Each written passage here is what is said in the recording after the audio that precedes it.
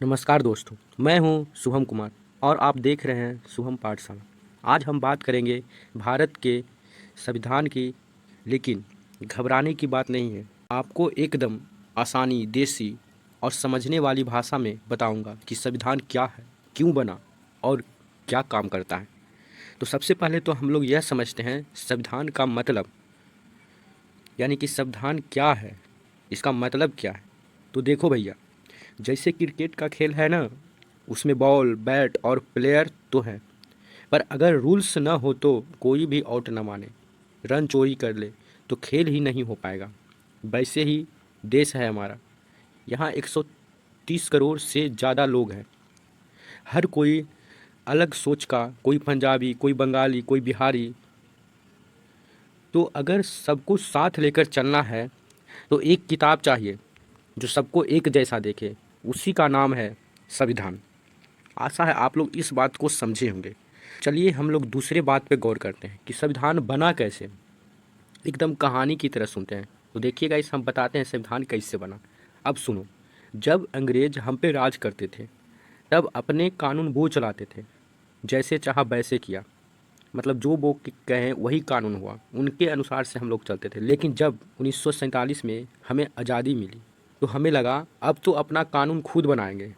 तो एक टीम बनी, संविधान सभा, जिसका नाम रखा गया, जिसमें अलग अलग राज्यों से लोग चुने गए।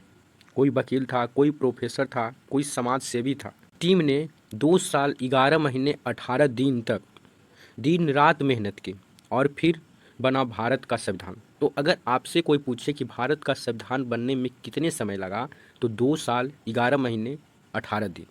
और फिर 26 जनवरी 1950 को इसे लागू कर दिया गया। देखिए, तीसरा बात यह है कि संविधान कितना बड़ा है। तो आइए हम आपको बताते हैं सरल भाषा में। अब तुम सोचो, ये किताब कितनी बड़ी होगी। सुनो, भारत का संविधान दुनिया का सबसे लंबा लिखित संविधान है।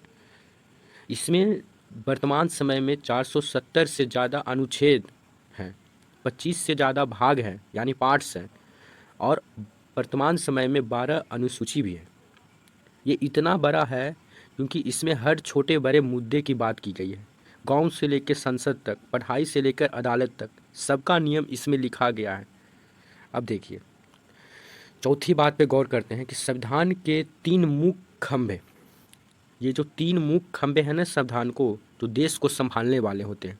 अब देखो, जैसे घर को चलाने के लिए मम्मी पापा और बड़ा भाई होते हैं, वैसे ही देश को चलाने के लिए 3 ताकतें होती हैं, जिसमें से पहला है विधायिका। ये लोग कानून बनाते हैं, जैसे लोकसभा हो गए, राज्यसभा हो गए, जिन्हें विधायिका बोलते हैं, ये कानून बनाते हैं। और दूसरा हो गया कार्यपालिका।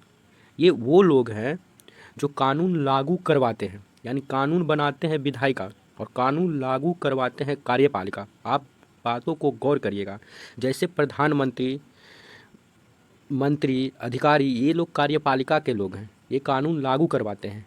और तीसरा नंबर पे है न्यायपालिका। ये लोग देखते हैं कि सब सही से हो रहा है या नहीं, यानी कि न्यायपालिका का काम है जो कानून बना उस कानून का देखभाल अच्छे से हो रहा है कि नहीं, जैसे जज हो गया, कोर्ट हो गया, ये सब है न्यायपालिका के लोग हैं। तीनों को संविधान ने अपने हद में रखा है, कोई एक दूसरे की जगह नहीं ले सकता है। यानी देखिए, बात को गौर करिए, विधायिका, कार्यपालिका, न्यायपालिका, तीनों को संविधान अपने हद में रखा है, कोई एक दूसरे का जगह नहीं ले सकता है, सबका अपना अपना जगह दे दिया गया है। अब देखिए, पांचवा बात यह है कि संविधान के उद्देश्य क्या थे, आखिर ये क्यों बना। तो आइए हम आपको बताते हैं एकदम ठेठ भाषा में। देखिए, संविधान के शुरू में एक पेज आता है जिसे उद्देशिका, ये बताता है कि हमारा देश क्या चाहता है और किस दिशा में चलेगा।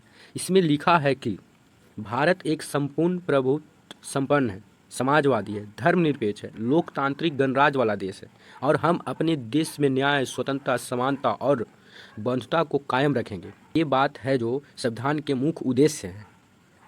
अब देखिए, आगे जानते हैं संविधान में संशोधन भी होते हैं। तो संविधान में संशोधन क्यों होते हैं। तो अब देखो, ज़माना बदलता है भाई, तो संविधान को भी थोड़ा बहुत बदलना पड़ता है। जैसे कपड़ा छोटा हो गया तो आप नया सिलवाते हो ना, वैसे ही संविधान में संशोधन किए जाते हैं। और अब तक वर्तमान में 100 से ज़्यादा संशोधन हो चुके हैं। जैसे संशोधन मान लेते हैं 42वां संविधान संशोधन 1976। इसमें धर्मनिरपेक्ष समाजवादी शब्द जोड़े गए। इसको मिनी कॉन्स्टिट्यूट भी कहते हैं, मिनी संविधान भी कहते हैं। देखिए 7वां बात है नागरिकों के अधिकार और कर्तव्य।